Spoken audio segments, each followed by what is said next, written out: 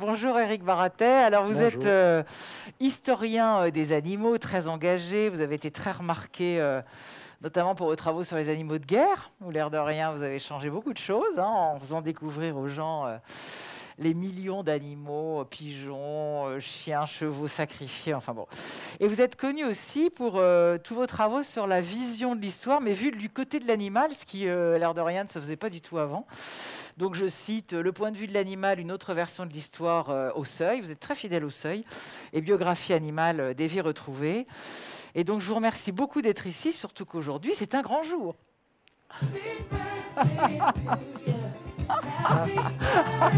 C'est c'est son anniversaire. Merci. J'ai 38 ans. Mais oui, aujourd'hui. voilà, justement, je remercie quand même vous aussi de venir pour un jour d'anniversaire. Donc, je voulais quand même. Alors, nous sommes ici pour un autre livre que vous venez de publier, toujours au Seuil, Culture féline, où là aussi, vous montrez toute l'histoire du chat depuis le XVIIIe siècle jusqu'à aujourd'hui et même demain, avec toujours le point de vue du chat. Donc, c'est un livre passionnant avec un début très dur. Et on va parler justement de ce début. Donc voilà, on va parler d'abord du 18e, 19e, qui est vraiment l'époque difficile. Enfin, à partir du 19e, ça va un peu mieux. Le 20e, demain. Et puis après, on parlera de la complexité animale et de tous les travaux que vous faites qui sont extrêmement intéressants pour mieux comprendre les animaux. Alors, je vous propose qu'on démarre déjà au 18e siècle, où, franchement, on parle des chats, mais on parle aussi beaucoup de la cruauté humaine, quoi. C'est absolument terrible, hein. Oui, alors la cruauté est très répandue, pas simplement pour les chats, pour tous Oui, les c'est ce animaux. que j'allais dire. Et ce que disait notre invité, votre invité tout à l'heure, m'y a fait penser. Finalement, on avait la même position que dans les cirques.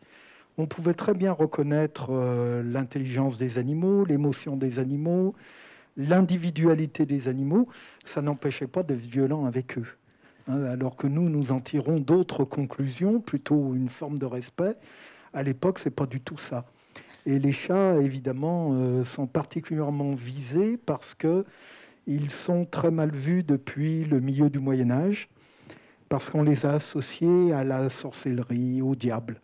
Oui, ça vient d'où, ça Alors, ça commence au XIIe, XIIIe siècle avec les hérésies, notamment l'hérésie cathare, parce qu'on va faire, les lettrés vont faire un lien entre cathare et le mot latin du chat, catus. Ah bon? Et ils vont en déduire qu'il y a une alliance entre les uns et les autres. Et ça va être ensuite amplifié par la grande chasse aux sorcières.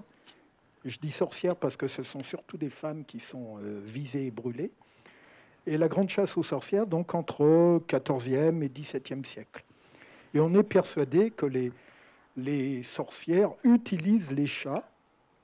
Alors, elles utilisent leurs produits pour faire des filtres, des poisons, etc. Elles les utilisent, par exemple, comme monture pour aller au sabbat. Et elles peuvent se déguiser en chat. Et d'ailleurs, on est persuadé qu'on a plein d'images de l'époque, qu'au sabbat, le diable se montre très fréquemment sous la forme d'un chat.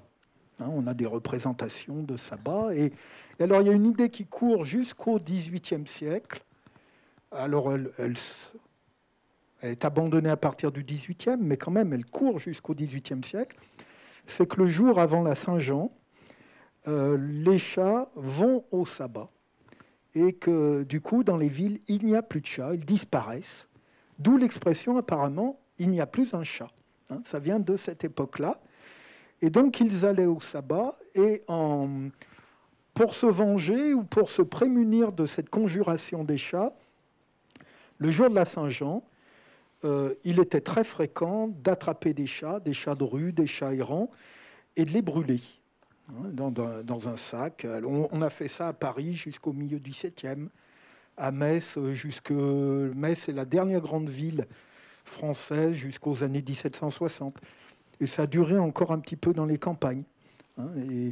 Et donc, c'était un moyen de se prémunir du diable en montrant qu'on avait vaincu ces agents. Exactement comme dans les campagnes, on crucifiait sur les portes des étables les chauves-souris. On les crucifiait vivantes pour montrer que le diable avait été vaincu et qu'il ne pourrait pas rentrer dans l'étable et apporter des mauvais sorts, par exemple, aux animaux. Ouais, Alors ça, c'est terrible. Et puis en plus, les rares fois où le chat est à peu près accepté, c'est uniquement une fonction utilitaire. En fait, il est là uniquement pour les souris. Alors, oui, c'est le paradoxe du chat jusqu'au XVIIIe, XIXe siècle. C'est le seul animal qui est accepté de partout.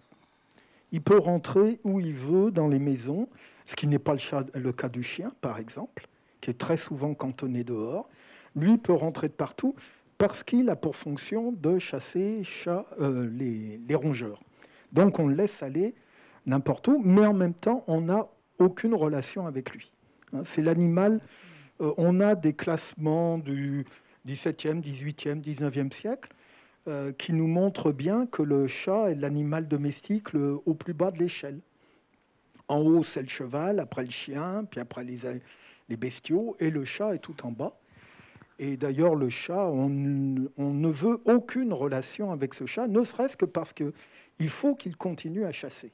Donc, ce qui fait que c'est très paradoxal. Il est de partout, et en même temps, on n'a aucune relation avec lui.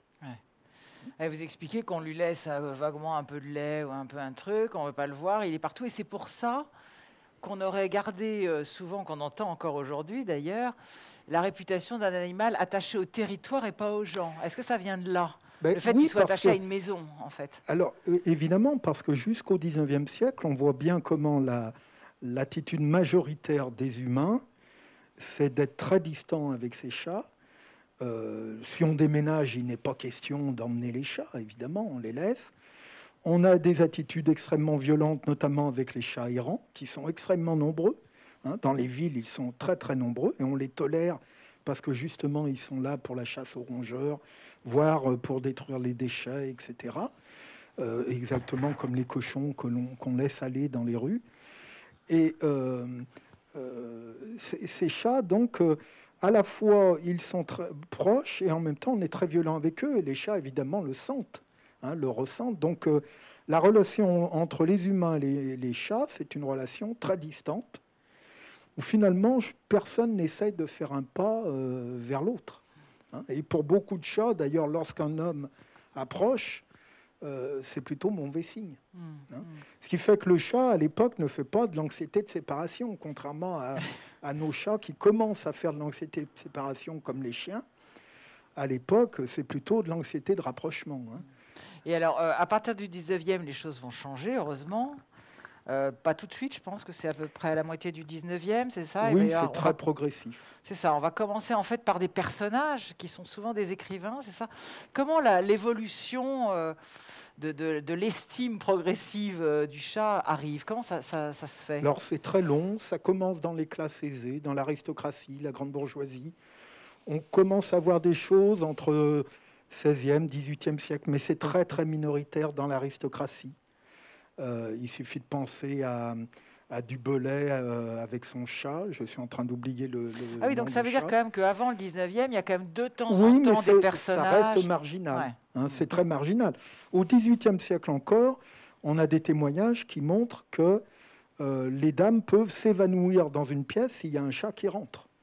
On fait de la catophobie comme on peut faire de nos jours vis-à-vis des araignées, des serpents ou des rongeurs. Et c'est relativement fréquent. Vous avez par exemple l'anglais Johnson au XVIIIe siècle en Angleterre. C'est un peu personnage très célèbre qu'on connaît peu, nous, en France. C'est un peu l'équivalent du Voltaire français. Et il a des chats, et des chats qui lui montent dessus, etc., etc. Et son biographe dit que lui-même a du mal à aller chez Johnson parce qu'il appréhende ses chats. Et que même les commissionnaires ne veulent pas rentrer dans l'appartement parce qu'il y a des chats. Mais alors, des chats, il y en a de partout, mais là, c'est des chats bizarres, c'est des chats qui vous montent dessus. Un chat errant, à l'époque, il va faire en sorte de ne pas vous voir et de ne pas que vous ne puissiez pas le voir. Il y a une espèce de vie commune, mais chacun chez soi, presque. Là, ce sont des chats qu'on ne peut pas éviter et ça gêne beaucoup les gens. Alors ça, c'est le sentiment majoritaire. Et puis on voit apparaître très marginalement un sentiment contraire. Alors on peut dire que le 18e, c'est vraiment le début. En 1727, vous avez un écrivain, Moncrief, qui publie le premier livre consacré aux chats, entièrement consacré aux chats. Ça s'appelle Les chats, tout simplement. Premier livre en Europe où il essaye de réhabiliter les chats. Et ça s'est lu Oui, ça a Ah été oui, quand même. relativement Ouais. lu, mais bon, vraiment, il essaye de réhabiliter les chats. C'est lui qui raconte qu'on s'évanouit encore dans les salons, enfin bref. Il essaye aussi de réhabiliter le chat noir, parce que le chat noir, c'est le plus méprisé. C'est le chat du Oui, diable. c'est double peine, lui. Hein. C'est double peine pour lui. Et donc, on peut dire que c'est le début. Et on sent vraiment les choses décoller à partir du 19e siècle, comme vous l'avez dit. Et alors, évidemment, on a peu de témoignages. Donc, les témoignages que l'on a, c'est souvent des écrivains, parce qu'ils en parlent par-ci, par-là. Soit ils ont quelques pages dans leur œuvre, soit ils peuvent faire même un petit passage sur leur chat, voire un texte entier. Sans doute, il y a d'autres personnes, mais ceux-là n'ont pas témoigné. Et parce que du coup, le chat devient un peu un symbole du marginal aussi, peut-être, non? Est-ce que c'est pas le mec un peu original qui aime les chats? Comme aujourd'hui, celui qui aime les serpents ou les araignées, c'est que il est différent des autres. Oui, alors il y a deux tendances. Là. Il y a une première tendance dans la réhabilitation, elle vient de l'aristocratie du XVIIe, XVIIIe siècle, c'est la passion pour les chats exotiques. Le but, c'est d'avoir un animal qui soit là, mais il faut surtout montrer que ce chat n'a rien à voir avec le chat des rues. D'ailleurs, jusqu'au XIXe siècle, on est persuadé que ce sont des espèces totalement différentes. Hein. Et donc, on importe des chats exotiques, notamment le chat angora, le chat blanc, et non pas noir. Hein. Blanc, c'est la couleur des cieux, etc. Ce n'est pas le chat maléfique. Ou alors le bleu d'Espagne, le chat chartreux, etc. Des chats exotiques qu'on ne voit pas dans les rues quotidiennes. Et donc, ça permet d'avoir ces chats tout en se différenciant du chat commun et en se différenciant aussi des roturiers, hein, des humains. Et alors, ces chats, il y a un peu d'affinité, mais on les a surtout pour le paraître. Ce qu'on aime chez ces chats, c'est la beauté de la fourrure, la beauté de l'élégance de l'animal, etc.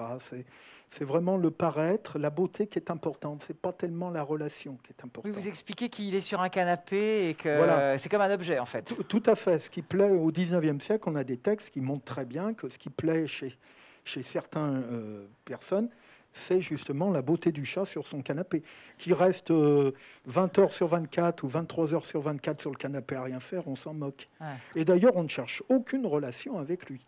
Il est là, on est content, mais il n'y a pas de relation. L'humain ne cherche pas de relation et le chat on ne le caresse pas, on ne le caresse pas, etc. Ça, c'est la première revalorisation. Et puis, on voit apparaître une deuxième revalorisation au XIXe siècle. C'est celle qui est lancée par les romantiques. Les romantiques qui vont valoriser le chat comme être marginal, au banc de la société, comme eux-mêmes se pensent des artistes, des écrivains, des musiciens marginaux au bord de la société. Ils vont projeter un peu leur statut social sur celui du chat. Mais là, c'est le chat noir, c'est le chat errant, etc. C'est pas le chat de race, c'est pas le chat exotique. Et ils vont faire beaucoup pour la revalorisation du chat noir. Et on retrouve ça chez Manet, par exemple. Manet a fait des croquis de chat noir. Il a une très belle aussi...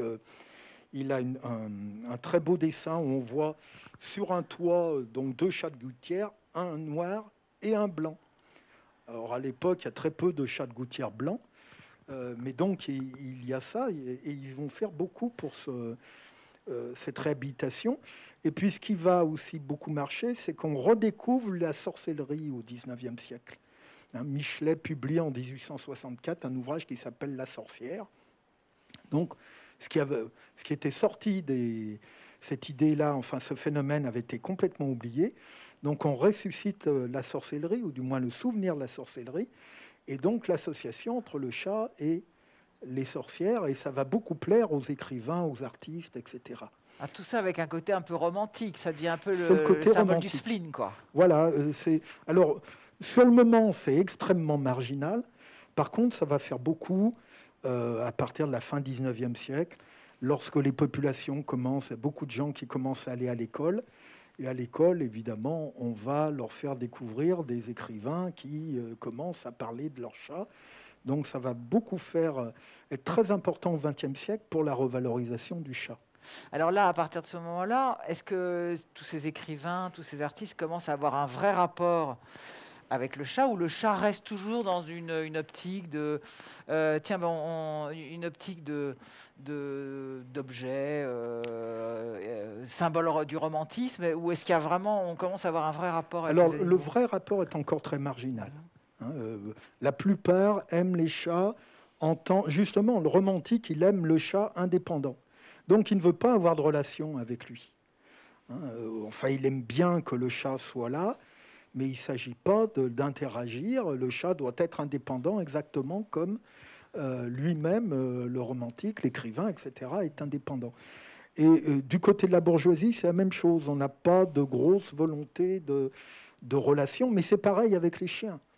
Hein, en fait, les deux espèces vivent une histoire assez proche avec un décalage. Les chiens connaissent les choses un peu plus tôt avant les chats, mais au 19e siècle, personne n'a l'idée d'aller parler à son chien ou son chat.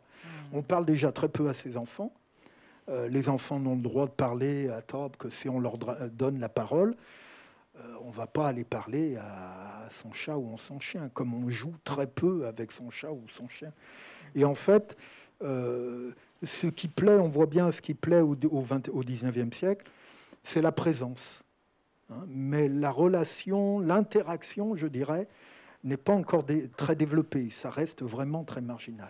Du coup, vous qui vous intéressez toujours à la façon l'animal s'adapte à ça, est-ce que les chats ont la même attitude à cette époque-là qu'aujourd'hui? Est-ce qu'ils viennent sur vous? Est-ce qu'ils ronronnent? Non, du coup, ils restent un peu en dehors. Alors, si on voit très bien qu'apparaît une génération, enfin, oui, une population de chats qui apprend à être dans l'appartement, dans les appartements, par exemple chez Loti, chez Pierre Loti, il y a Moumoute Blanche et la chinoise. Loti en parle dans une nouvelle, donc on a pas mal d'informations là-dessus. Elles sont là. Elles sont, je dirais, en interaction, comment dire, passive avec les humains, c'est-à-dire le chat n'a pas peur des humains, le chat se passe à côté, il peut monter sur la table, il peut, à la rigueur, se mettre sur vos genoux, mais ça ne va pas plus loin. Oui. Oui, pour Loti, c'est un bel objet quand même, quand il en parle. Ça reste un objet, mais pour eux, lorsque le chat se met sur les genoux, c'est déjà beaucoup. Parce qu'eux-mêmes, c'est très intéressant de voir comment Loti raconte la manière dont il a vécu enfant, comment il a été élevé, et finalement le sort que l'on fait au chat, au chien. Enfant, Loti, par exemple, a très peu de relations avec ses parents. Il raconte que lorsqu'il va vers sa grand-mère prend peur. Qu'est-ce que me veut cet enfant ? Un enfant, ça doit être dans son coin et puis laisser la grand-mère tranquille. On ne s'embrasse pas, on ne se touche pas. On ne s'embrasse pas. D'autant plus que chez Loti, c'est un milieu protestant, donc assez rigoureux. Et donc, il y a très peu de relations humaines. Enfin, chez les catholiques non plus, on ne se touche pas beaucoup. Oui, on ne se touche pas. C'est quand même une époque et finalement, compliquée. On décalque ça sur les chats. Hein, donc, il est très content d'avoir le chat sur ses genoux, par exemple Loti, et que le chat ronronne sur lui. Mais il ne va pas penser à aller plus loin. Exactement comme lui, il raconte très bien qu'il n'a pas de contact ou très peu de contact avec ses parents, ses grands-parents. Et puis, il faut qu'il joue dans son coin, etc. etc. Hein, donc, pour ces gens-là, c'était déjà beaucoup, ce genre de contact. Pour nous, maintenant, ça ne nous paraît pas beaucoup. Clair.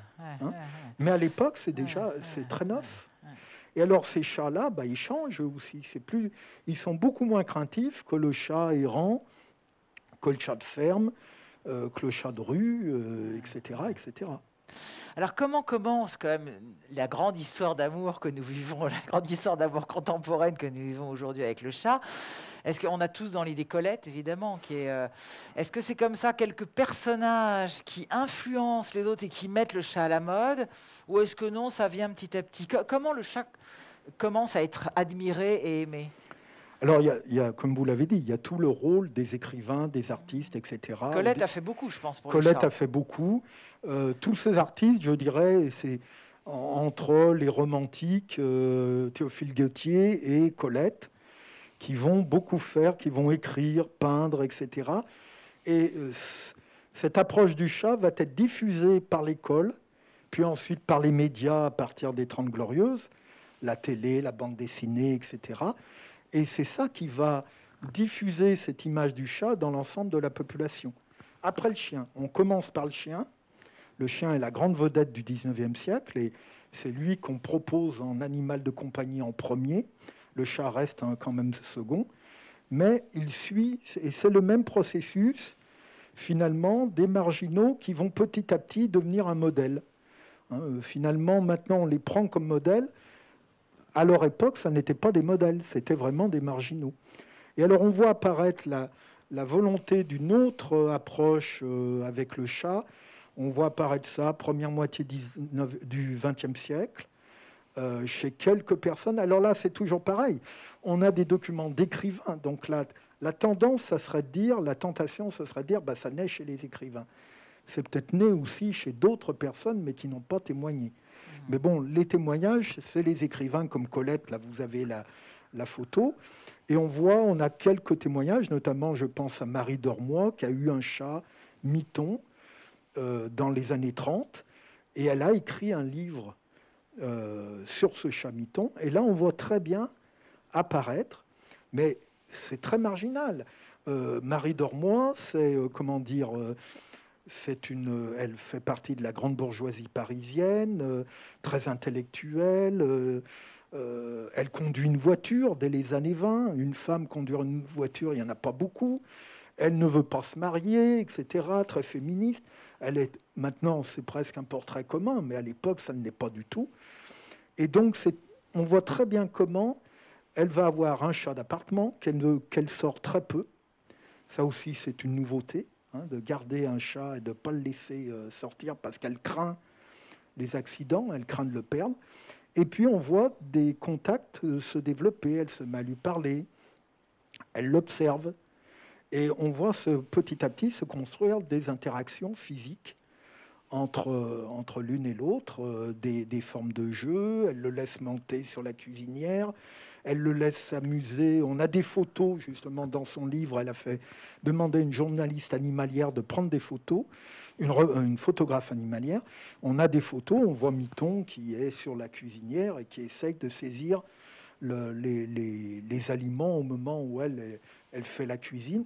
Et elle le laisse faire. Elle est contente de cette interaction, finalement, entre eux.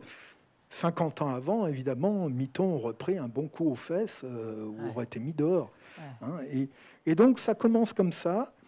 Et jusqu'à nos jours, c'est allé croissant. C'est-à-dire, à la fois, cette relation s'est diffusée socialement, et à la fois, on l'a développée en intensité, et donc avec la volonté d'avoir de plus en plus d'interactions avec ces chats. Et ces chats, ils répondent. Bien sûr. Donc, ils vont se mettre à se comporter en interaction supérieure. Miton, par exemple, n'a plus grand-chose à voir avec le chat errant du 19e siècle. Miton, voilà un des premiers chats, du moins d'après les témoignages, qui fait de l'anxiété de séparation. Forcément, avec la vie qu'il a, il a peur quand elle part. Voilà. Ouais. Alors, avant justement de passer au XXe siècle et à toute l'évolution, est-ce que vous voyez une évolution parallèle entre les féministes, justement, comme je n'avais pas pensé à vous poser cette question-là, mais les féministes et la défense animale? Parce que je pensais à Louise Michel, qui a une grande féministe qui a créé le premier cimetière pour les animaux. Non, c'est Marguerite Durand. Ah oui, pardon. C'est pas Louise Michel. Pardon. Marguerite Durand. Elle aussi féministe. Enfin, on a l'impression qu'il y a beaucoup de féministes qui prennent à bras le corps aussi la cause animale, comme si le malheur de l'animal était un peu finalement aussi le symbole du leur. Oui, mais c'est plus large que ça. On voit apparaître ça au milieu du 19e siècle.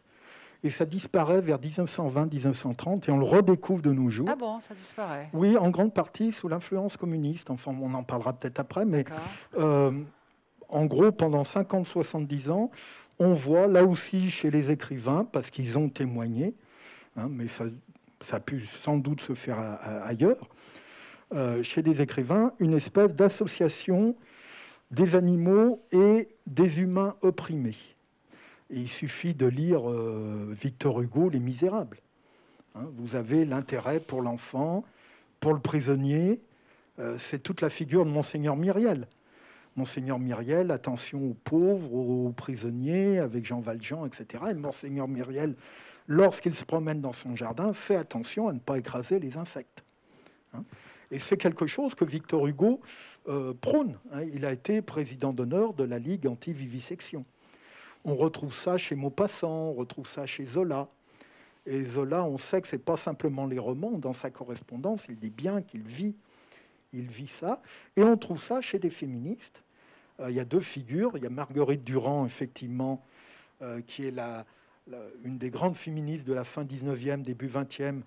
C'est elle qui crée le premier journal féministe, La Fronde. Et c'est elle qui est à l'origine du cimetière pour chiens à Asnières, qui existe toujours. Et puis une autre qui est un peu plus oubliée maintenant, c'est Séverine.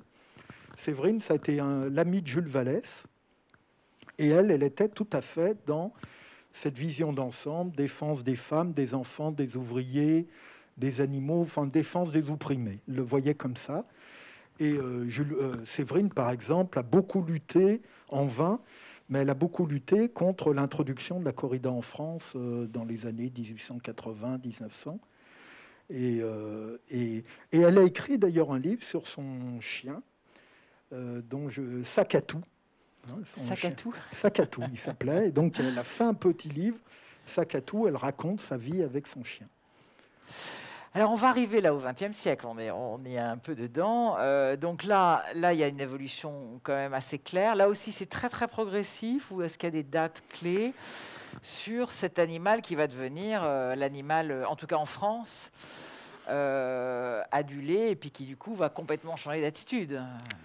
Oui, alors, on pourrait dire la première étape, c'est l'après-guerre, les 30 Glorieuses, où on voit se diffuser à la fois le modèle du chien de compagnie. Alors là, c'est le gros modèle, c'est le chien de compagnie, c'est le plus important. Et puis, mais bien en arrière, encore dans les années 50-80, le chat. Et à l'époque, c'est une espèce d'antagonisme entre chien et chat, du côté des propriétaires.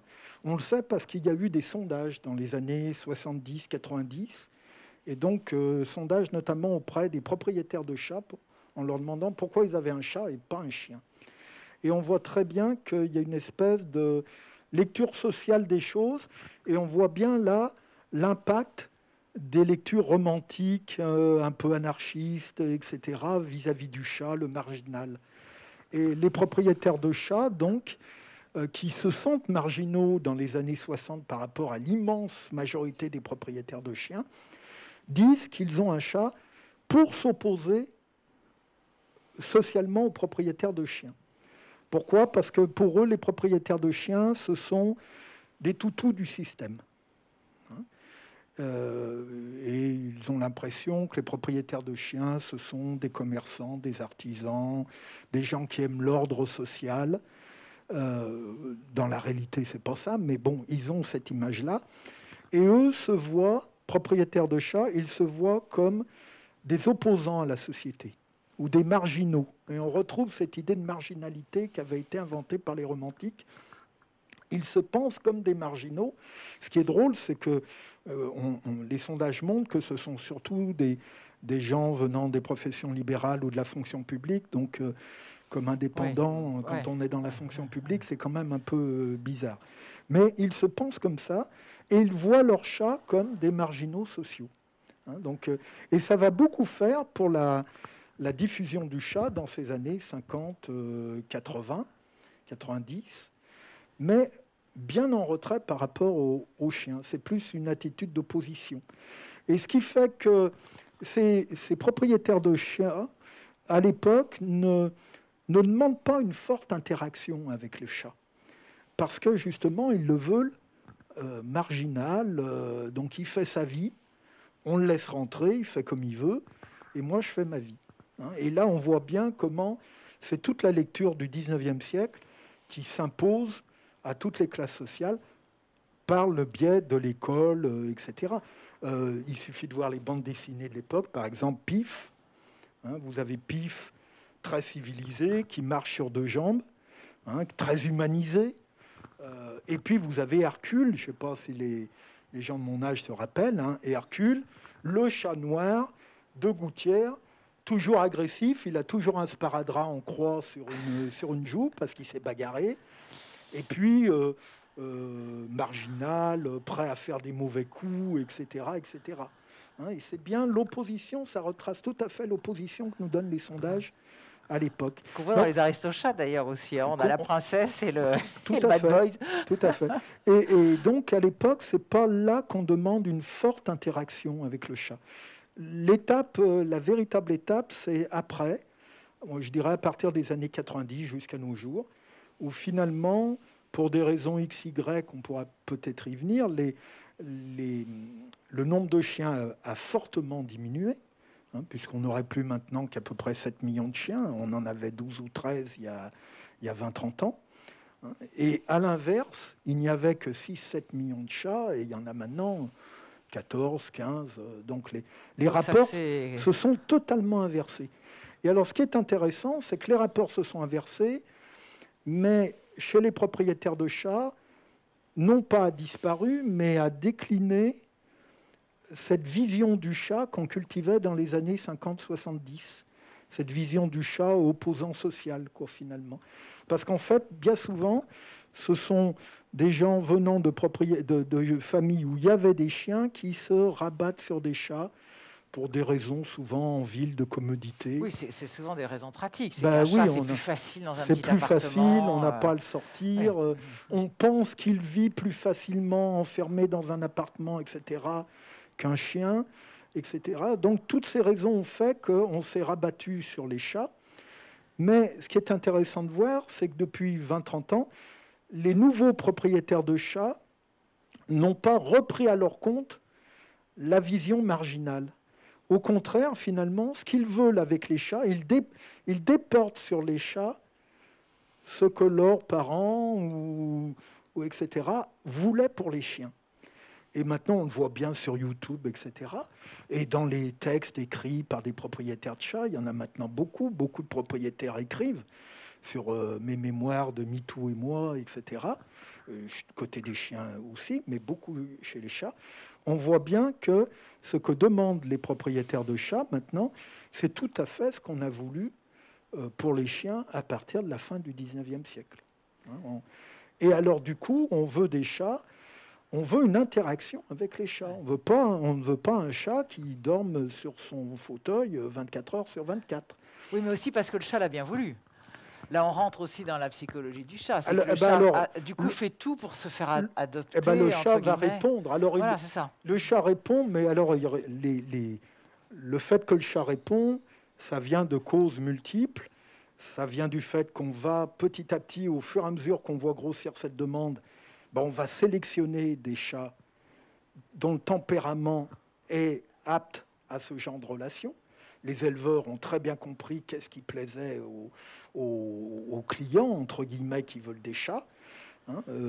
On va avoir une éducation particulière, des intéressants. On va montrer des choses aux chats, effectivement.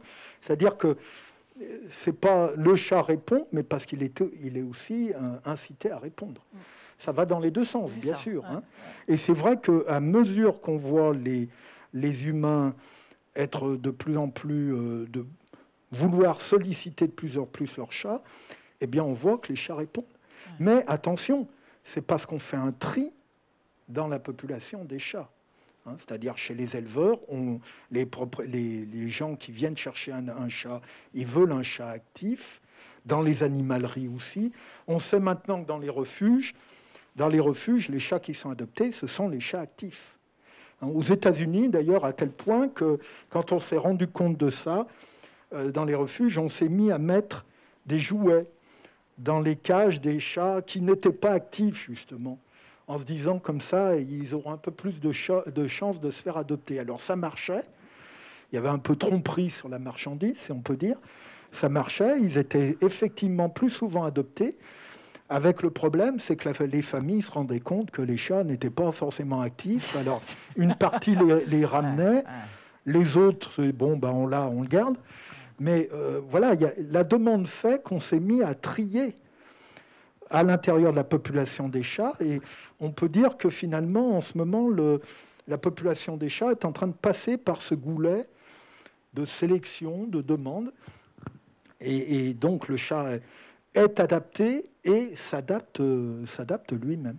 Alors par exemple, on parle tout le temps du miaulement, on dit que les chats dans la nature ne miaulent pas et qu'ils se sont mis à miauler pour se faire comprendre, et c'est vrai que beaucoup de chats d'aujourd'hui miaulent. Je suppose qu'au XVIIIe siècle, les chats miaulaient peu, et qu'aujourd'hui, est-ce que c'est vrai? Est-ce que les chats se mettent à miauler pour nous plaire et se faire comprendre? Et est-ce qu'on peut dire que le chat du XXIe siècle est un miauleur par rapport au chat d'avant, ou c'est pas aussi simple que ça? Si, on peut dire qu'il y a effectivement ce genre de comportement qui a changé. C'est-à-dire qu'à partir d'une base, Michel Kreutzer est là, donc mon ami, donc je parle sous sa surveillance, à partir d'une base biologique, je veux dire de capacités données par le cadre biologique, en fonction de l'environnement, l'animal va développer telle ou telle potentialité. Et là, c'est le cas. Alors le miaulement, il y a beaucoup de miaulements dans les villes, chez les chats errants, mais ce sont des miaulements la nuit pour des raisons souvent de chasse ou de rapport sexuel.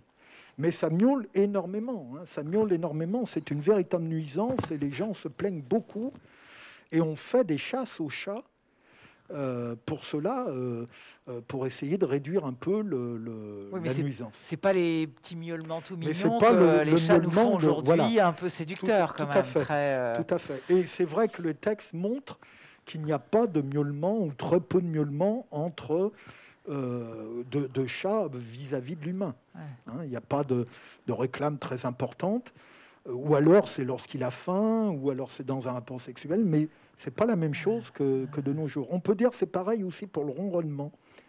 Alors ça, c'est très intéressant parce qu'on voit bien comment, jusqu'au 19e siècle,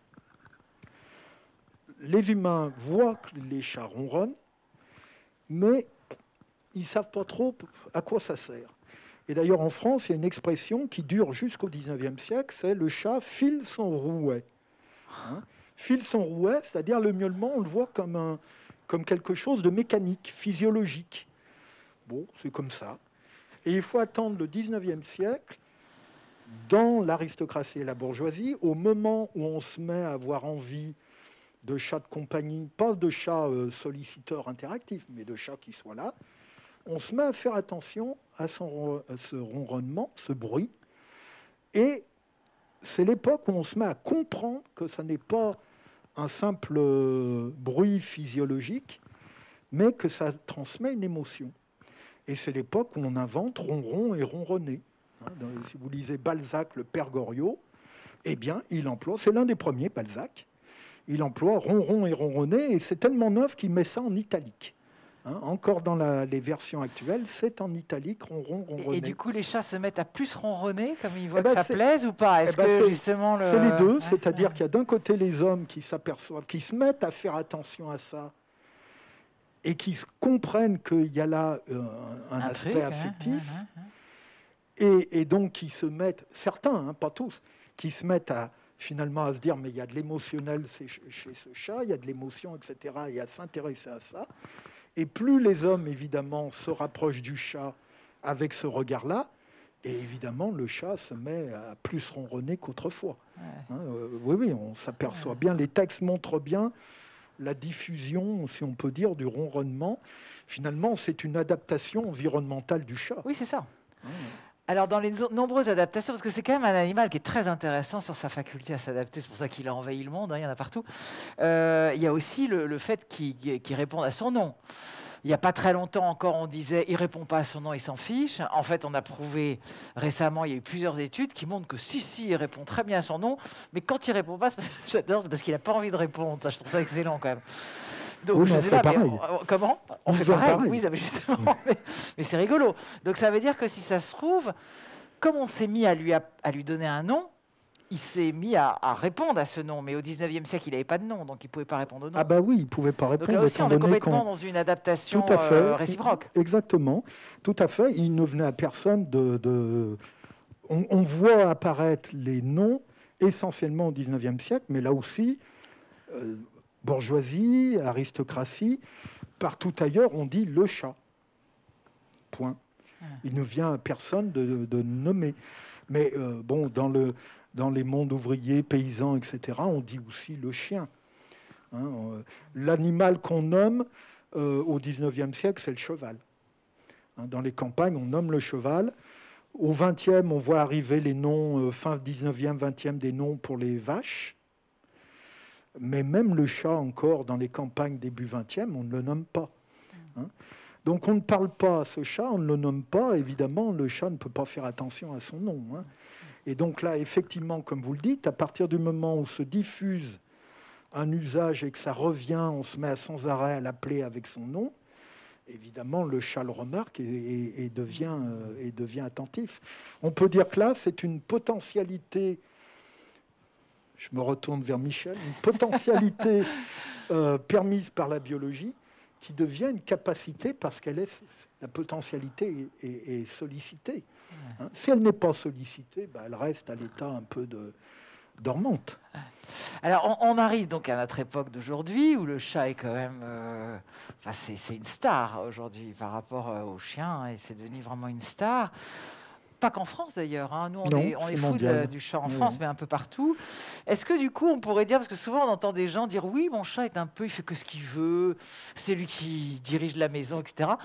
Est-ce qu'on pourrait dire que de chat martyr, modeste et qui faisait comme il pouvait, le chat est un peu en train de devenir, je dirais pas capricieux, mais un peu... je mène la baraque. Est-ce que du coup le chat va pas... Est-ce qu'il n'y a pas certains chats un peu qui mènent leur maître par le bout du nez? Parce que les maîtres le veulent. Oui, c'est ça. Là aussi, c'est une forme d'interaction. C'est que ça plaît. Dire c'est mon chat qui est propriétaire de ma maison, c'est qu'on est content, on lui laisse, on lui donne une place. Ça serait évidemment venu à l'idée de personne il y a un siècle ça, c'est clair. de dire cela. Oui, alors évidemment, ça change. Alors il faut faire attention dans le sens qu'il reste encore beaucoup de chats errants, beaucoup de chats de ferme, etc. Là, on parle des chats l'évolution n'est pas linéaire. Même si on voit bien que la tendance va vers cela. Et en fait, le chat, avec ça, ne fait que suivre le chien. C'est-à-dire qu'en fait, tout ce qu'on fait actuellement depuis 30 ans sur le chat, on l'a initié avec le chien. Mettre en laisse son chien, contrairement à ce qu'on peut croire, ça n'a rien de naturel. Alors justement, on arrive à ça, ce que vous appelez le chat-chien. Racontez-nous ça, ce que vous appelez le chat-chien aujourd'hui. Alors d'abord, le chien, jusqu'au 19e siècle, on ne met pas son chien en laisse. Vous avez dans Balzac, Balzac, je reviens à Balzac, dans Béatrix, il y a une scène où vous avez un aristocrate, français, mais qui est parti à la Révolution, qui s'est enfui, qui est parti à l'étranger, puis il revient à la Restauration, et il revient avec l'habitude de promener sa chienne en laisse. Et il vit dans une petite ville bretonne, je ne sais plus si c'est Vannes ou Lorient ou Quimper, je ne me rappelle plus, et il est la risée de la ville. Comment peut-on promener son chien en laisse ? Maintenant, ça paraît tout à fait évident. C'est même obligatoire. C'est même obligatoire, voilà. Et donc, le chien a été finalement le prototype, et le chien a été l'animal star des années 50-80. Parce qu'avant, il était errant, c'est ça. Le chien était soit errant, soit il était dehors. La plupart des chiens, jusqu'au 19e siècle, sont comme les chats des chiens errants. Il y a très très peu de chats de compagnie, et même le chat de compagnie, par exemple, dans l'aristocratie, est un chien que l'on aime bien. Louis XIV, par exemple, Saint-Simon vous raconte que Louis XIV a ses meilleurs chiens de chasse à côté de son lit. Et honneur suprême, la dizaine de chiens, donc ce sont les meilleurs, parce qu'il a plusieurs centaines de chiens de chasse. Donc il en a à peu près entre 7 et 10 qui sont dans la ruelle à côté de son lit. Et honneur suprême, c'est lui qui les nourrit de sa blanche main. Car vous savez qu'il faut être duc ou duchesse pour passer le pot de chambre au roi. Vous voyez l'importance mais c'est extrêmement marginal. Et avec une relation qui reste quand même distante. C'est-à-dire qu'on n'est pas plus effusif avec ses chiens que Louis XIV ne l'est avec les humains ou les femmes, ses maîtresses, etc. Pour donner un exemple, vous avez un des premiers chiens dont on nous parle, c'est Courte, une chienne, c'était une chienne favorite de chasse, favorite d'Henri II. Et lorsqu'elle est morte, Henri II aimait tellement cette chienne qu'il s'est fait faire avec la peau, il s'est fait faire des gants. Évidemment, nous, de nos jours, ça peut nous paraître bizarre quand même. Hein. Et vous voyez, c'est une relation tout à fait particulière qui n'est pas la nôtre. Hein. C'est une forme d'amour différente. Hein. Et donc, il y avait autant de chiens errants. La plupart des chiens étaient des chiens errants. Et finalement, il y avait peu de différence entre chiens et chats dans leur situation. Et ce sont les chiens qui ont commencé à être transformés en chiens de compagnie. Et les chats ont suivi derrière avec un petit décalage chronologique. Mais les chats sont en train de connaître maintenant, d'une manière très, très visible, la transformation qu'on a faite pour les chiens au XXe siècle. Donc, ce que vous appelez les chats-chiens. Ce que j'appelle les chats-chiens, vous en avez un exemple ici. Voilà. Hein, c'est-à-dire qu'on voit très bien, alors c'est un phénomène, on voit très bien que ce phénomène est né en Australie, en Nouvelle-Zélande. Les témoignages le montrent. Il y a fin XXe siècle, pour des raisons écologiques. C'est-à-dire qu'aussi bien en Australie qu'en Nouvelle-Zélande, on prend conscience à l'époque de la prédation du chat vis-à-vis de la faune sauvage et notamment vis-à-vis des oiseaux. Or, en Australie, on sait quels sont les problèmes écologiques de l'Australie, hein, et ça commence à l'époque, donc ils deviennent très sensibles à l'écologie. Et en Nouvelle-Zélande, ils ont un espace de paradis et ils veulent le protéger. Hein, mais du coup, les deux situations emmènent à la même réaction, c'est qu'il faut mieux garder les chats. Parce que les chats ne sont pas de là-bas, en plus. Ils ont été apportés par ils ont été apportés par les Européens. Tout à fait. Mais à partir des années 80, le nombre des chats explose. Voilà. Et parce qu'ils deviennent chats de compagnie. Voilà. Et les animaux endémiques, les animaux de là-bas, ne savent pas se défendre contre les Ils ne savent pas se défendre. Et puis ces chats on a de plus en plus de chats de compagnie. Mais le revers des chats de compagnie, en Occident, c'est la même chose, c'est l'abandon. Et donc on a de plus en plus de chats qui se retrouvent avec la porte fermée et qui doivent se débrouiller tout seuls et se retournent contre la faune, évidemment, autour. Donc, dans ces pays-là, on va prendre, et maintenant c'est devenu une habitude, hein, on va transformer la relation au chat et considérer que les chats de compagnie, il faut les garder enfermés chez soi. Et parallèlement, on va développer une volonté d'interaction de plus en plus forte avec ces chats qu'on enferme chez soi. Et donc, on voit apparaître dès les années 80-90 les jouets pour chats, la volonté de jouer avec les chats. On se met à leur parler, etc. J'ai trouvé des témoignages de l'époque. Une des maîtresses qui raconte comment son chat la suit partout. Et elle se met à le mettre dans un espèce de sac. Hein, et elle se promène avec son chat dans le sac et le chat est tout content. Parce qu'il est à côté de sa maîtresse et il regarde ce qu'elle fait. Évidemment, il y a peu de chats qui auraient demandé ça 50 ans avant. Ouais. Hein. Et on voit d'ailleurs dans le train, etc., de plus en plus de gens qui se promènent avec leur chat. Exactement. Ce qui était rare avant. Ce qui était quasiment inconnu auparavant. Et donc, promener son chat en laisse, c'est devenu quelque chose de tout à fait normal dans ces pays.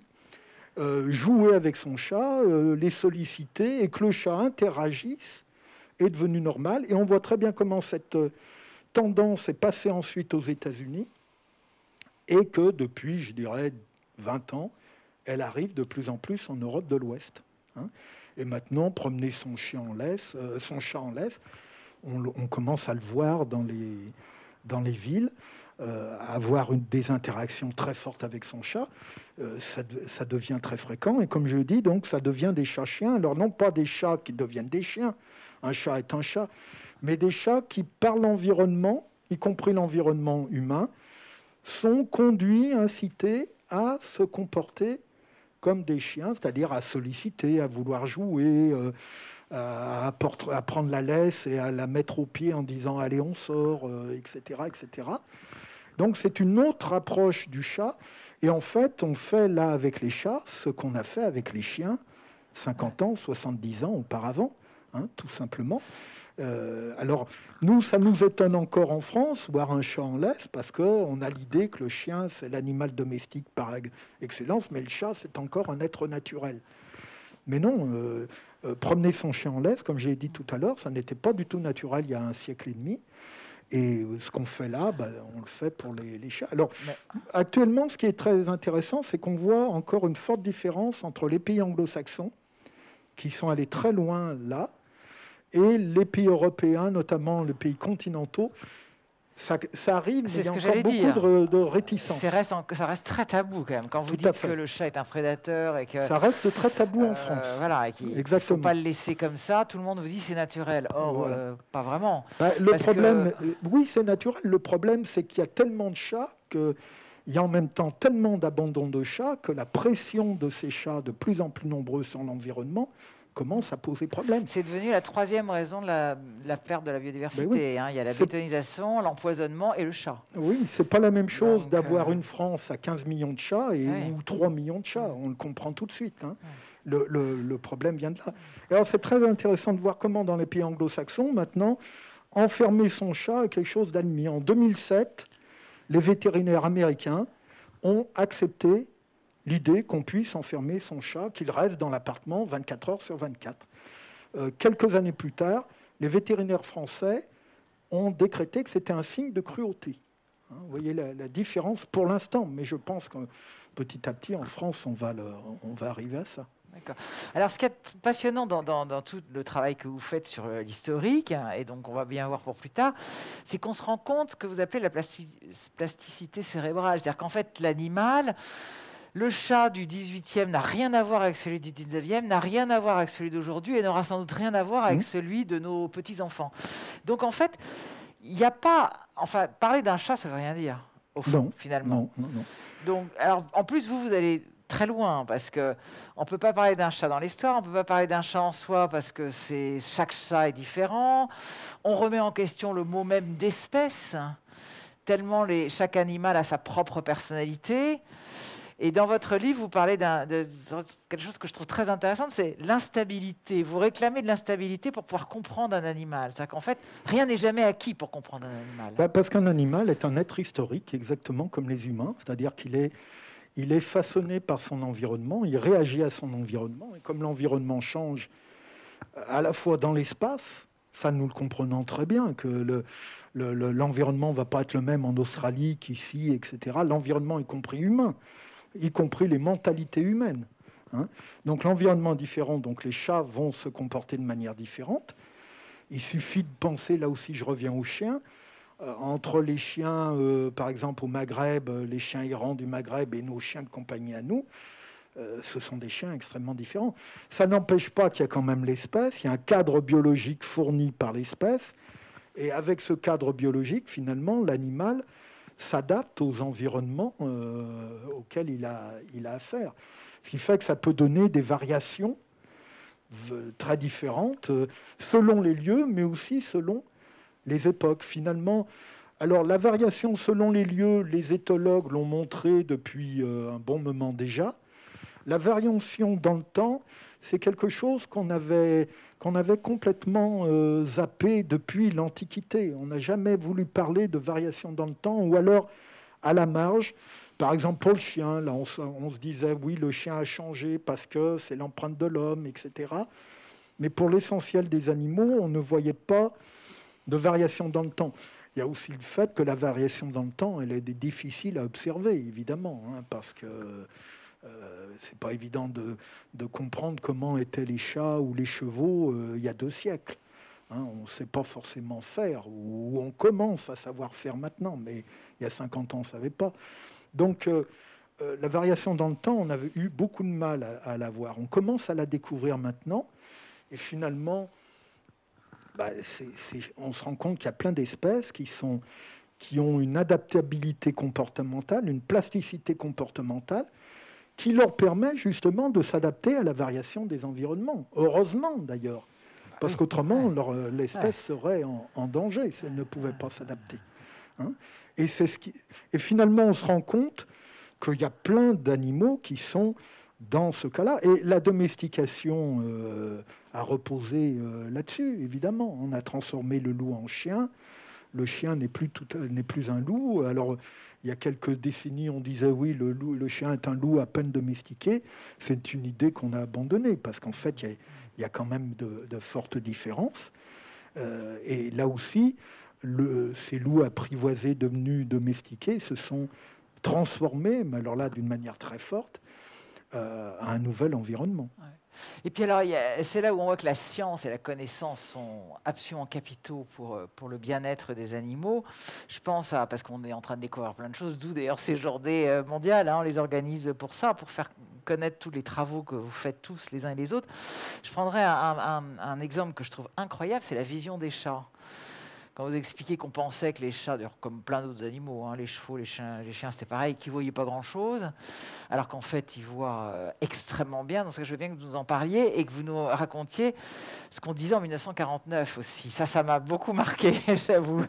Oui, alors ça, c'est très intéressant de voir la question de la vision. C'est-à-dire que pendant très longtemps, on s'était persuadé que les animaux, voire l'animal, parce qu'on aimait beaucoup opposer l'homme à l'animal, alors que l'animal n'existe pas. Il y a des espèces animales, mais il n'y a pas un animal. Un chien est aussi différent d'un cheval qu'il est différent d'un homme.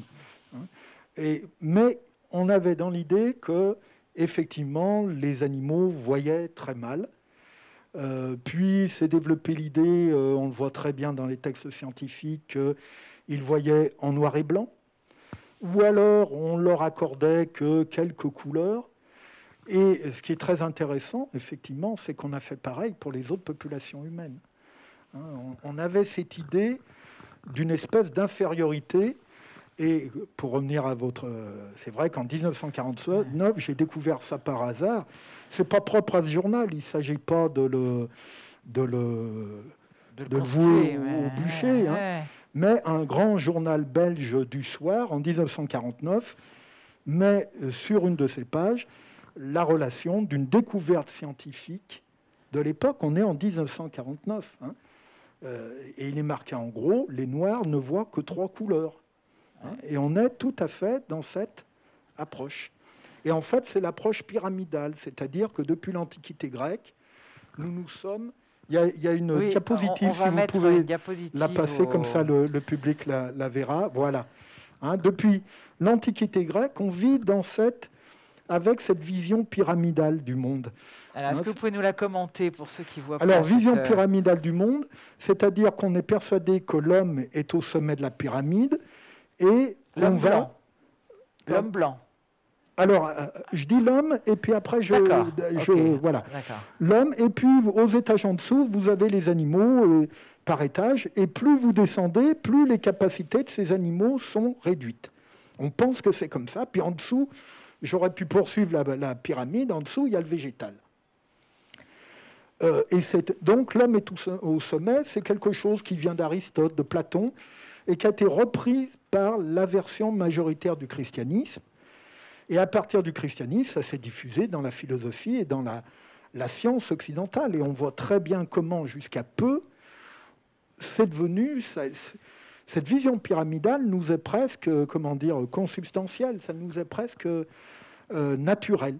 Et c'est vrai qu'à l'intérieur de l'étage humain, dès les Grecs, et jusqu'à peu, on a créé des sous-étages. C'est-à-dire qu'il y avait tout en haut l'homme blanc, puis les Asiatiques, puis les hommes rouges, puis les Noirs faisant transition avec les mammifères, notamment les singes. Et donc, dire les Noirs ne voient que 3 couleurs, ça se comprenait très bien dans cette vision-là. C'est-à-dire, plus on descend la pyramide et plus les capacités sont réduites. Alors, évidemment, et cette pyramide nous a poussé à croire sans arrêt que les capacités des animaux étaient réduites par rapport aux capacités des humains. L'humain étant celui qui, finalement, la créature qui exprime le mieux les capacités intellectuelles. C'est ce qui fait que lorsqu'on a voulu définir l'intelligence, on l'a définie selon l'humain. Ou le langage, on l'a défini selon l'humain. Et donc après, lorsqu'on se pose la question, est-ce que tel ou tel animal est intelligent, on dit non, ou pas beaucoup. Mais évidemment, on fait ça par rapport à l'intelligence humaine. Mais évidemment, un chien n'est pas un homme. Donc c'est une question qui n'a pas beaucoup d'intérêt, mais qui nous est totalement enquisté. Il faut attendre vraiment les dernières années pour que ça commence à changer dans les représentations. Même chez les scientifiques, cette vision pyramidale est encore très forte. Enfin, c'est là où on voit quand même qu'on est dans une période assez charnière dans l'avancée un peu des connaissances, et heureusement, mais qu'il y a encore un travail énorme. Donc ça sera un peu ma dernière, mon dernier chapitre de questions, je veux dire, en conclusion. C'est-à-dire que comment vous voyez demain justement la recherche? Vous parlez beaucoup d'un travail pluridisciplinaire. Vous pensez que juste travailler d'une façon historique ou d'une façon biologique sur un animal, ça ne suffit pas? Comment est-ce que vous voyez la recherche de demain et comment est-ce qu'on peut faire un peu bouger les choses vis-à-vis des animaux, mais je dirais aussi vis-à-vis des humains, parce qu'on se rend compte que finalement le combat est assez parallèle. Alors, l'éthologie, qui est la science du comportement des animaux, a beaucoup changé dans les 30-40 dernières années. Elle vient de loin, évidemment. L'éthologie du XXe siècle, que ce soit le behaviorisme ou l'éthologie classique, ont été des éthologies très en retrait, même par rapport à l'école de Darwin, où on était beaucoup plus très réticent à accorder des capacités importantes aux animaux. Et depuis une trentaine d'années, 40 ans, on revient là-dessus et on découvre, ou on redécouvre, des choses passionnantes. Souvent, on redécouvre, par exemple, il y a eu un article sur les chimpanzés pouvant casser les noix de Christophe Bosch, qui a fait sensation il y a quelques années. Vous lisez Darwin, je ne sais plus dans quel livre, il dit que les chimpanzés sont capables de casser les noix. Mais ça a été complètement oublié. Ça a été refusé au XXe siècle et redécouvert au 19e siècle, il redécouvert non, refusé au 20e. Au 20e aussi. Et oui, c'est le 20e qui a refusé ça et redécouvert fin 20e, début 21e siècle. Alors c'est vrai que maintenant l'idée, c'est d'essayer de conjuguer les forces pour essayer de bien comprendre ces animaux qui sont finalement beaucoup plus complexes que ce qu'on a voulu dire pendant très longtemps, où on les voyait justement assez réduits. Et l'idée, c'est de conjuguer les sciences, de croiser les sciences, par exemple historien, éthologue, historien, généticien, etc., anthropologue, éthologue, pour finalement enrichir les lectures et pour essayer de voir finalement la potentialité très riche et les capacités très riches de ces animaux qu'on découvre petit à petit. On parlait beaucoup d'individualité tout à l'heure. Il y a quelques années, je discutais avec un éthologue spécialiste des bourdons. Eh bien, il voulait comprendre la sociabilité des bourdons. Donc, il s'est dit, un peu comme Jane Goodall avec ses chimpanzés, il faut que je détecte chaque individu pour comprendre comment ça marche. Donc, il leur fait des marques. Et il s'est aperçu, grâce à ces marques, que chaque bourdon avait un bruit de vol différent. Et maintenant, il n'a plus besoin des marques, il les reconnaît au bruit.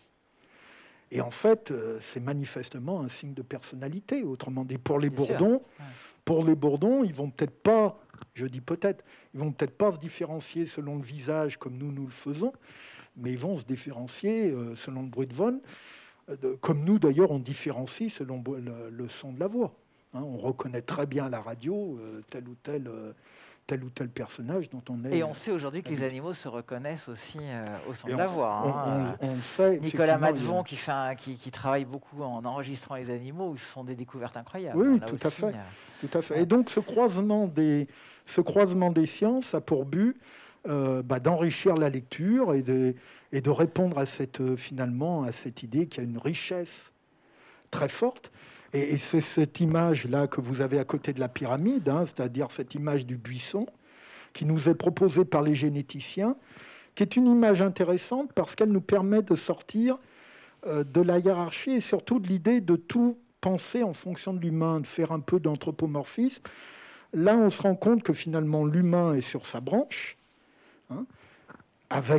c'est un être original. Il ne s'agit pas de contester le propre de l'homme, ça serait stupide, à condition de ne pas fixer ce propre de l'homme sur des erreurs, en disant par exemple, il n'y a que lui qui a l'intelligence ou il n'y a que lui qui a le langage. Tout dépend de ce qu'on met dans l'intelligence ou le langage. Mais là, on se rend compte avec ce schéma, finalement, que les espèces sont sur des branches différentes.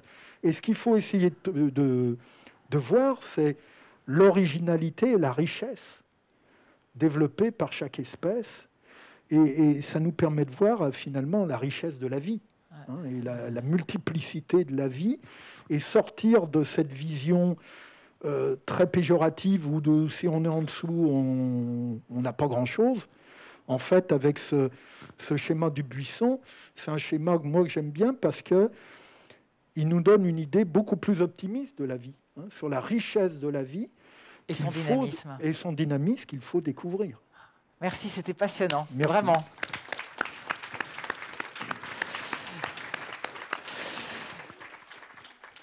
Alors, on a un petit peu de temps pour poser quelques questions. Tout à l'heure, vous aurez Éric Serra pourra dédicacer son livre Culture féline. Et vous avez d'ailleurs un de vos numéros, si j'ai vu, avec une approche pluridisciplinaire justement, que vous pourrez communiquer. Oui. Oui. Merci Monsieur Barretet. Je suis là. Voilà. C'était toujours si passionnant. Moi, mes questions, j'en ai deux principalement. La première est simple. C'est comment ça se fait que en France ou en Europe, alors que le chat et voire le chien pendant des décennies et ne bénéficiait pas d'un rapport affectif avec l'être humain, comment ça se fait qu'on ne le mangeait pas, alors que par quelle forme de dissonance cognitive, notamment dans les mondes ruraux, on pouvait nommer son cochon, ses poules ou ses vaches avec un prénom et les manger après, et ne pas manger de chat, alors qu'en fait, soit les méprisait, soit on les utilisait au mieux comme des auxiliaires fonctionnels. Et deuxième question, je reviens sur vos chiffres que vous avancez, et ceux d'Yolène aussi, en matière de perte de la biodiversité par la prédation féline, et notamment, est-ce que vous parlez de chats arrêts et errants? Et la difficulté que moi j'ai à voir, c'est quelle était la démarche scientifique pour pouvoir comptabiliser sur plusieurs décennies, voire siècles, le nombre de chats pour dire on en a 12 millions aujourd'hui actuellement, et de quel périmètre parle-t-on? Et est-ce que c'est pas aussi un moyen de pointer du doigt un coupable bien trouvé qui est le chat, alors que la perte de la biodiversité en particulier, c'est aussi en effet la perte des habitats, c'est l'agriculture, c'est les pesticides, la disparition des insectes, etc., etc. Voilà. Oui, alors... Je répondrai pour cette oui. question-là. Alors, sur le chien et le chat, pourquoi on ne les mange pas? Parce qu'ils étaient considérés comme animaux impurs. Le chat, parce qu'on en a fait un être diabolique. Donc, on ne va pas manger le chat des sorcières. Et le chien, ce sont les Romains qui ont imposé la non-consommation du chien en Occident, alors que les Gaulois et les Germains mangeaient du chien. Et ils ont imposé cette non-consommation parce que à Rome et dans l'Empire romain, il y avait ce modèle du chien de compagnie, marginal, mais qui existait, très proche du nôtre. C'est très intéressant de voir finalement comment, on le sait parce qu'il y avait la pratique d'enterrer les animaux de compagnie, et on a des stèles avec des textes faisant la louange de l'animal, et on s'aperçoit que finalement ces sentiments sont très proches de ce qu'on vit depuis le XXe siècle. Et finalement, c'est une idée, c'est un rapport qui a disparu avec la christianisation et les invasions barbares. Et donc on ne mangeait pas de chien pour un côté positif, et l'aspect a été gardé par le christianisme. Alors lui, pour une affaire totalement différente, c'est que dans la Bible, le chien est un animal impur. Il y a énormément de versets dans la Bible sur les chiens. Il n'y a rien sur les chats, mais il y en a sur les chiens. Et c'est toujours très, très péjoratif, parce qu'en fait, on voit très bien que le chien qui est décrit, c'est le chien errant. Et c'est vraiment, il est très peu apprécié. Et donc là, il n'est pas consommé parce que c'est l'animal impur. Et ça va rester en place. Et l'autre animal qui connaît la même chose, c'est le cheval. Hein, le cheval, la non-consommation du cheval est imposée par les Romains. Et ça va être gardé par le christianisme parce que le cheval est un animal impur. C'est le cheval des Romains persécuteurs des chrétiens. Alors que le Christ est rentré à Jérusalem avec un âne, pas un cheval. Hein. Et donc, les premiers siècles du christianisme regardaient très mal les chevaux. Hein. C'était un peu les agents du diable, les chevaux, hein, ou les soumis au diable, hein, puisque les persécuteurs des chrétiens, c'était les agents du diable. Et donc, cette tendance s'est imposée ensuite en Europe, mais vous avez plein de civilisations où on mange le chien et le chat. Hein, et avec des choses très intéressantes. C'est très intéressant de voir comment, lorsque les Français arrivent au Canada, 16e, 17e siècle, les relations nous montrent bien quelle est la relation des Indiens aux chiens. Et c'est manifestement à peu près celle qu'avaient les Gaulois, les Germains. C'est-à-dire le chien avait un statut polyvalent qu'on a du mal à comprendre maintenant. C'est-à-dire que le chien pouvait être chien de chasse, chien de compagnon, chien très proche. Il pouvait être très bien apprécié. Ça n'empêchait pas que lorsqu'il y avait un invité de marque, on lui donnait un coup sur la tête pour le manger. Et il finissait en tapis. Hein, et ça, évidemment, nous, maintenant, ça nous paraît un peu... ça nous paraît bizarre. Hein, donc voilà pour la première question. Pour la deuxième question, il ne s'agit pas de faire du chat, justement, un bouc émissaire et de proposer l'extermination de tous les chats. Hein. Il ne s'agit pas de faire ça. Mais il ne s'agit pas non plus de nier le problème. Alors, comment les comptages ont été faits? Alors là, moi, je me suis reposé sur les articles scientifiques qui viennent des pays anglo-saxons, qui ont dit, voilà, il y a le... Mais je pense que le problème n'est pas tellement le chat. Le problème, c'est la surpopulation du chat, en grande partie parce que c'est devenu l'animal de compagnie et que cet animal de compagnie, il est passablement abandonné. Hein, les SPA marchent très bien maintenant avec les chats. Hein. Et donc, il y a beaucoup de chats. Tous les chats n'arrivent pas dans les refuges. La plupart des chats, ils finissent dans les banlieues et ils se retournent contre ce qu'ils peuvent. Mais il ne s'agit pas de faire du chat un bouc émissaire et de nier le reste. Hein. Mais c'est très intéressant de voir comment... en Occident, il y a des pays qui admettent la prédation du chat sans en faire un bouc émissaire, mais qui disent, bon, là, il y a un problème, on va essayer. En Nouvelle-Zélande, en Australie, ils en ont tiré la conclusion, on va enfermer nos chats pour éviter qu'ils aillent faire de la prédation. C'est une solution, enfin, c'est comme ça. Et comment, dans d'autres pays, on ne veut pas l'admettre. Et la France est un pays où, encore actuellement, il y a une négation du côté des vétérinaires, etc., négation du problème, alors que, par exemple, en Suisse et en Belgique, c'est tout à fait admis. Je ne suis pas sûr que les chats belges et les chats suisses soient bien différents des chats français, ou inversement. Hein, je pense que là, c'est avant tout culturel. Mais encore une fois, ce n'est pas parce qu'il y a ce problème qu'il faut faire du chat un animal à exterminer. Hein. Loin de là, je pense que le problème, il vient plus d'une mauvaise gestion humaine de la population de chats que des chats eux-mêmes. En tout cas, moi, je peux juste compléter.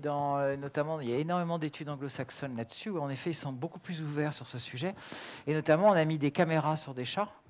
Pendant très très longtemps, ils ont fait état de statistiques, etc. Et c'est vrai que les gens par exemple, qui laissent leur chat la nuit, ne se rendent pas compte que c'est dramatique. Normalement, il faudrait au moins un chat le laisser le rentrer la nuit, parce que c'est la nuit que les chats chassent. Ils ont une vision que les autres animaux n'ont pas.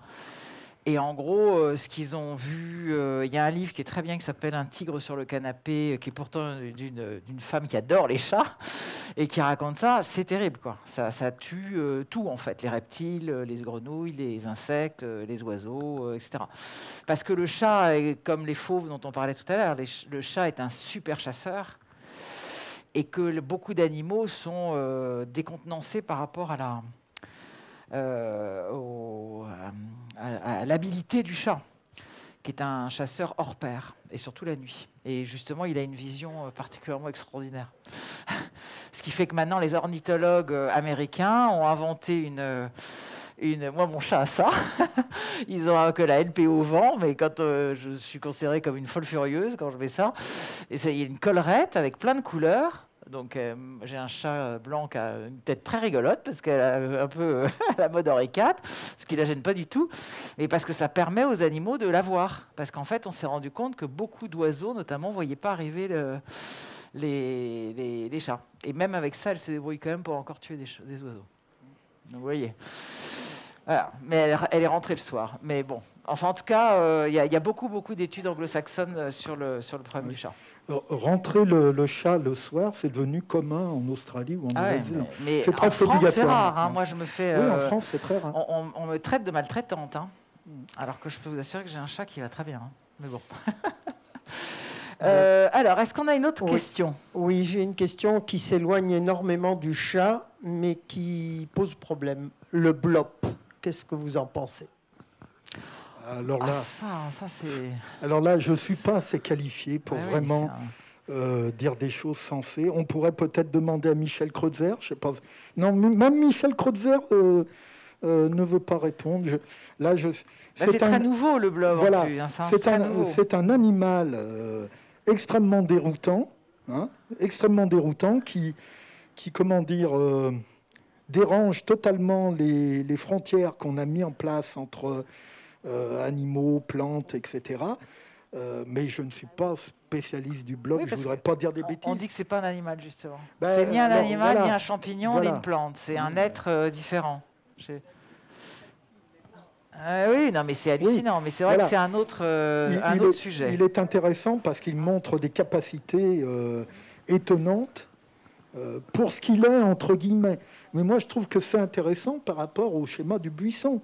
On voit bien comment, là, on a une branche qui a inventé un aspect un vivant tout à fait étonnant, alors que, normalement, si on était dans le schéma pyramidal, ça ne devrait pas exister, ça. Est-ce qu'on a une autre question? Oui, une question d'un internaute. N'est-ce pas grâce au progrès apporté par l'éthologie à notre connaissance des besoins des chats qu'on s'est mis à les stimuler avec des jouets et maintenant à les promener avec des harnais? Je dirais plutôt que l'éthologie confirme ou conforte, parce qu'au départ, ce ne sont pas les éthologues qui ont proposé ça. En plus, avec les différences culturelles, par exemple, les vétérinaires et les éthologues français n'ont pas été les premiers à proposer ce genre de choses. On voit apparaître ça chez les éthologues, les vétérinaires et d'autres dans les pays anglo-saxons. Je pense qu'ils sont plutôt en train de conforter l'affaire. Alors, promener son chat en laisse, là aussi, j'ai découvert il n'y a pas très longtemps, dans l'album de la Pléiade, l'album Céline, une photo où on voit sa femme, Lucette, Lily Almanzor, promener Bébert en laisse. On est juste après 45. Donc vous voyez, comme quoi. Et là, on retrouve ces marginaux, on peut dire, de la société, on retrouve finalement des pratiques qui vont devenir fréquentes 70 ans plus tard. Alors, une autre question. Oui. J'avais une toute petite question. Vous avez parlé de la vision des chats. Est-ce qu'ils voient en couleur? Parce que j'ai toujours entendu qu'ils voyaient en noir et blanc. Ben oui, mais alors, moi, j'ai travaillé sur la production éthologique récente. Pour la production éthologique récente, ils voient en couleur.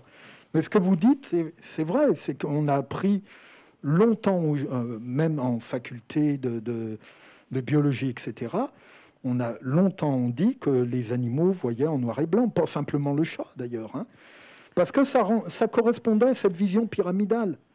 Il n'y a que l'humain qui peut avoir 36 couleurs. On a fait pareil pour les taureaux qui n'auraient vu que quelques couleurs, etc. Ça correspondait tout à fait à cette logique que plus on descend, entre guillemets, dans l'échelle animale, et plus les capacités sont réduites. Et maintenant, on s'aperçoit que ça n'est pas comme ça. Mais il y a eu plein de choses comme ça. Lorsqu'on s'est mis à découvrir que la douleur était répandue dans le monde animal, pendant quelques années, on a dit que pour connaître la douleur, il fallait un néocortex. On sait maintenant que ça n'est pas vrai. Parce qu'on avait la vision, on partait dans cette vision pyramidale. L'homme connaît la douleur. Peut-être d'accord chez d'autres espèces animales, mais à condition qu'ils aient ça.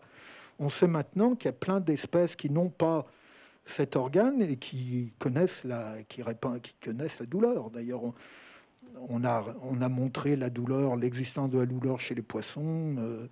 On en est aux mollusques actuellement. Les crustacés. Mais là aussi, ça se comprend très bien. Si on est dans la vision buissonnante, c'est pas gênant. Si on est dans la vision pyramidale, on a l'impression qu'il y a quelque chose qui ne va pas. Parce que ça devrait se réduire. Et c'est vrai que cette vision pyramidale en Occident, elle est vraiment, vraiment enquistée. Elle nous paraît tout à fait naturelle.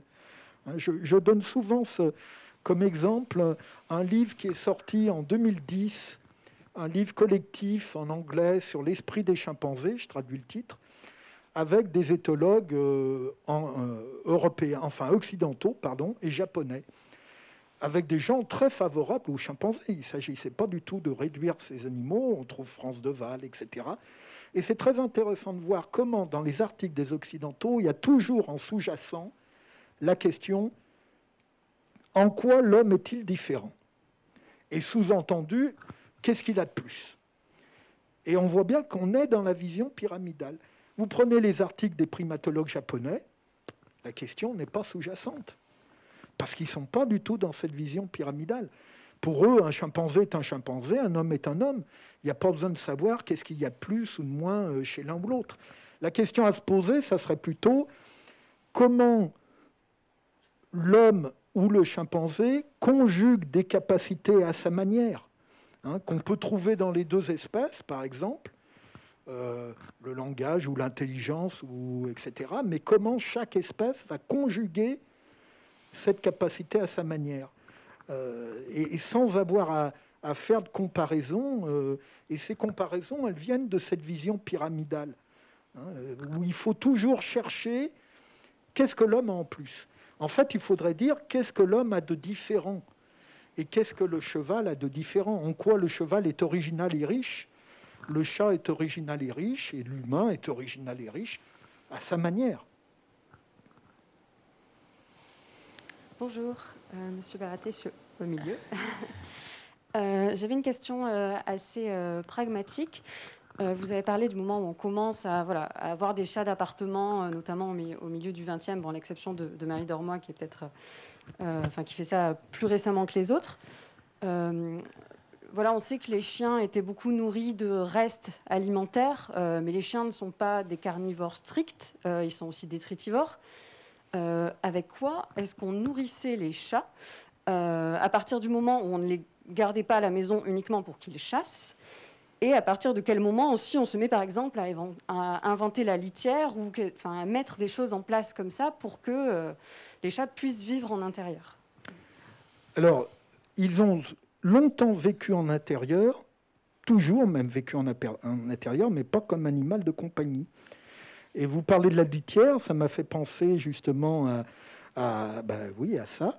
On voit très bien dans les textes comment au XIXe siècle, il n'y a pas d'idée de litière. Les chats vont faire leurs besoins dans les cheminées. Et ils se chauffent avec la cendre des cheminées, et ils font leurs besoins là, tout simplement. Et on ne voit apparaître la litière qu'à la fin du XIXe siècle, dans certains milieux aisés. Et maintenant, la litière est devenue normale. Plus personne ne songe à mettre son chat dans la cheminée. Voilà. J'ai oublié le reste de votre question. La nourriture. Alors, la nourriture, de toute façon, jusqu'au XXe siècle, et même les années 60-70, il y a des rongeurs dans les immeubles. Moi, je me rappelle, ma mère, on habitait à Lyon, dans un immeuble où il y avait des... Je me souviens, enfant, voir ma mère sauter sur la table, parce qu'il y avait une souris. Donc, le chat trouvait sans problème. Il a fallu attendre la généralisation du béton pour qu'il n'y ait plus de rongeurs et que ça pose un problème pour les chats.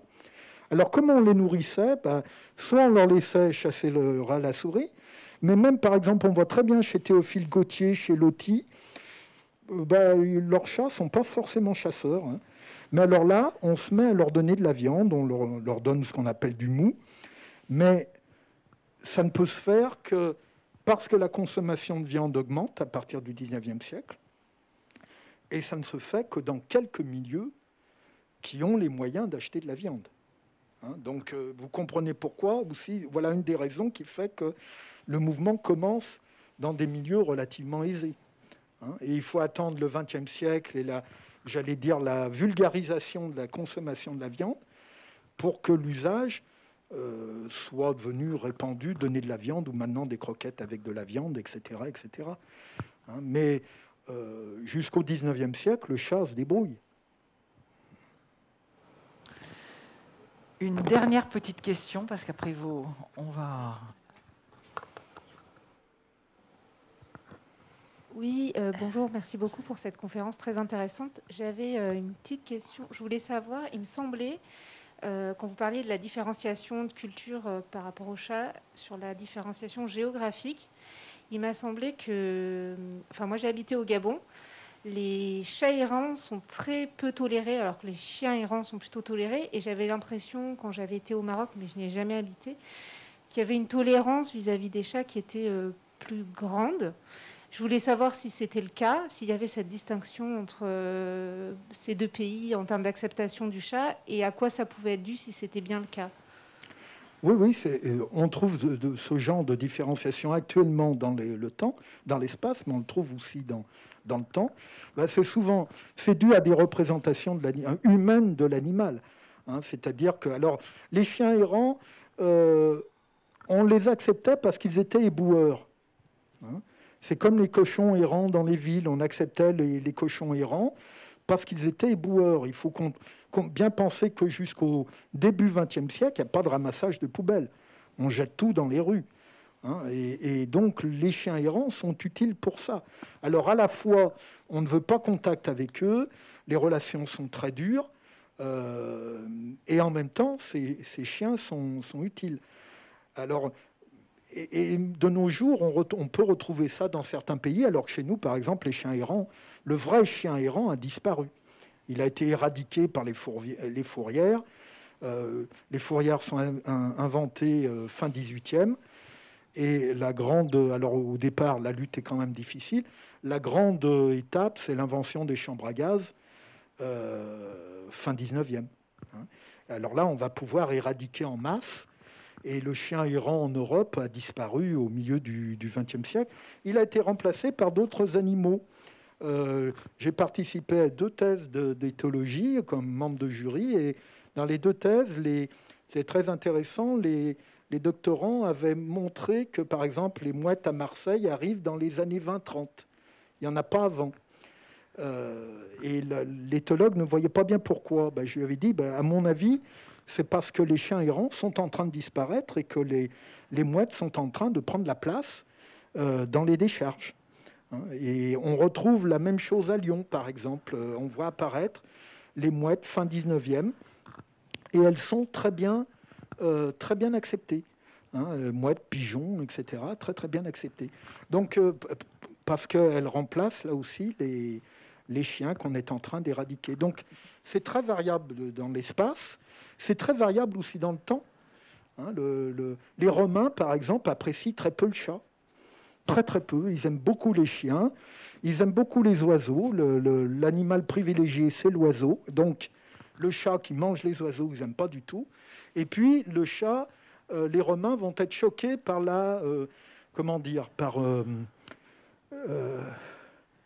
par l'intérêt sexuel des chats, par la prolifération des chats. Et on va faire des chats et des chattes un symbole des prostituées. Et puis ensuite, un symbole de la femme. La femme, la chatte, ça vient de là. Le terme sexuel vient de ça. Et ça va faire beaucoup pour la mauvaise appréciation du chat jusqu'au XVIIIe, XIXe siècle. Donc c'est extrêmement variable d'une culture à l'autre, dans l'espace, mais aussi dans le temps. Et ça, pour les animaux, ça forme un environnement, finalement. Les humains font partie de leur environnement. La représentation des humains les pousse à agir de telle ou telle manière. Et donc, il faut que les animaux fassent avec et en tiennent compte et se comportent par rapport à ça. Bon, on va arrêter là, malheureusement, parce que sinon, avec Éric Baraté, on pourrait continuer toute la nuit. Un immense merci, Éric, parce que c'était passionnant.